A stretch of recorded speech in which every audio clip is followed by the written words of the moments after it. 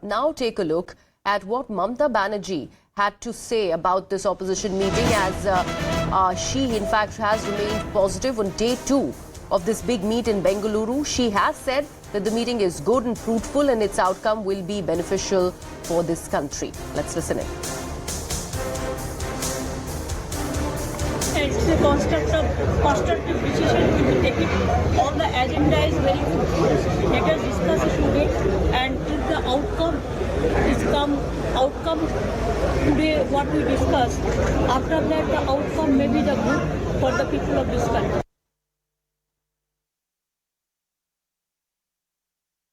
My colleague Pallavi Ghosh is now joining us on the broadcast to offer more perspective on this story that we continue to track. Remember, this is the big one that is coming out today, as this is day 2 of the opposition unity meet. Pallavi, how does one read the change of stance as far as the Trinamool Congress specifically is concerned? Because even while we see these positive reactions come in from the West Bengal Chief Minister, when it is about her own state, they do not see eye to eye with the Congress.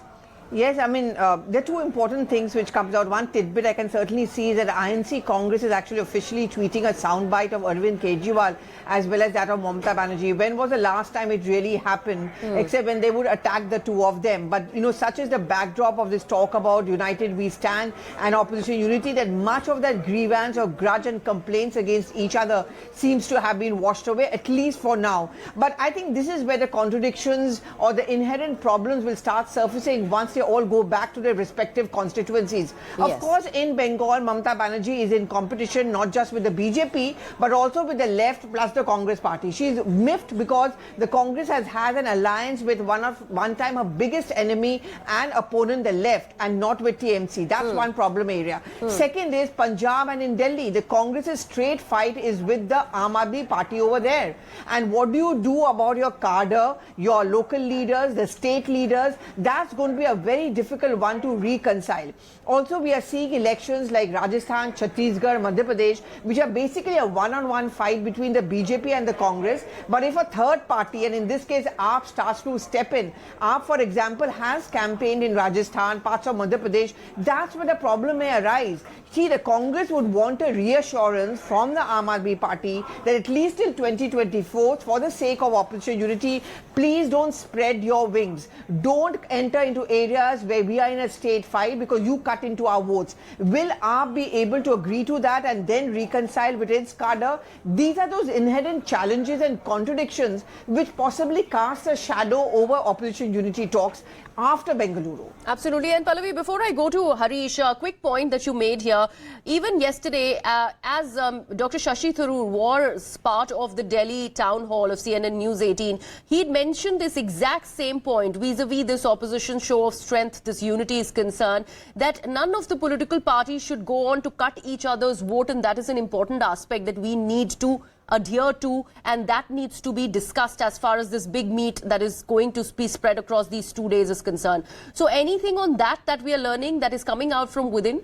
Well, I mean, it's easier said than done. There's also this whole talk that they're going to, at least on 400 seats, put up only one joint opposition candidate with the same idea that we are not going to cut each other's votes. But again, the problem arises. I mean, for example, in Murshidabad, clearly the Congress would want to be the only one getting a ticket from there. So the Trinamool Congress may agree to that. But what about other areas where the Congress feels that they can actually win those Lok Sabha seats? Will the TMC agree to step back? I don't think that's going to be possible. Same is going to happen with Aam Aadmi Party, possibly in Punjab and in Delhi. Same possibly between Samajwadi Party. I mean, for example, Amethi is one seat where in an ideal situation, the Congress would not want the Samajwadi Party to put up any candidates so that, you know, it manages to win at least that seat this time round. These are going to be those problem areas. You know, it's very easy to talk about not cutting each other's vote, but it's equally difficult to reconcile your individual ambitions with the collective good. Absolutely. Let me now bring in Harish on the broadcast. Harish, since this meeting is happening in Bengaluru, it did start on a sketchy territory with protest posters being torn, off certain political leaders and political parties. How do things stand? As, there is a mega show of strength that is currently happening. 26 is where we have actually leveled the count to. These are 26 political parties that have assembled as a show of strength against the Modi regime in the country. Well, the Congress says it was the handiwork of the BJP which put up those posters, and it's a symbol of the BJP being jittery about opposition parties coming together. But at the same time, many within the Congress do understand that irrespective of the kind of optics that we've seen in the first hour of this meeting, in that photo opportunity that we've seen just before the meeting started, what will transpire in the meeting and some of the aspects that have to be decided are something that is not very easy. For example, Pallavi was talking about the opposition unity now wanting to put up just one candidate in 400 odd seats.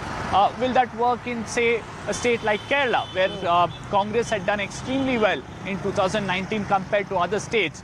Will the LDF, their alliance partner there, be okay not contesting or fielding candidates in these seats where Congress currently has an MP? Well, that's a huge challenge, because then the left would believe that their base will erode if they are not putting up candidates. Will their cadres be okay with that?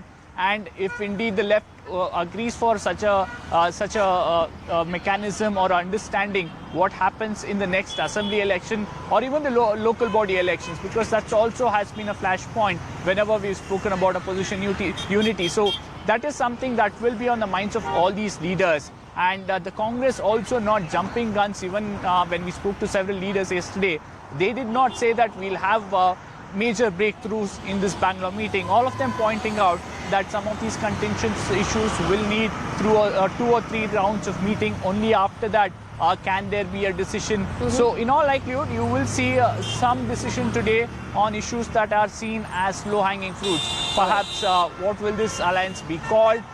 Do they want to have a common minimum program right away or much later? These are aspects that are easier to decide today in Bengaluru. Absolutely, and we will have to see whether they actually begin deliberations on what exactly the nomenclature should be that they go ahead with. With that,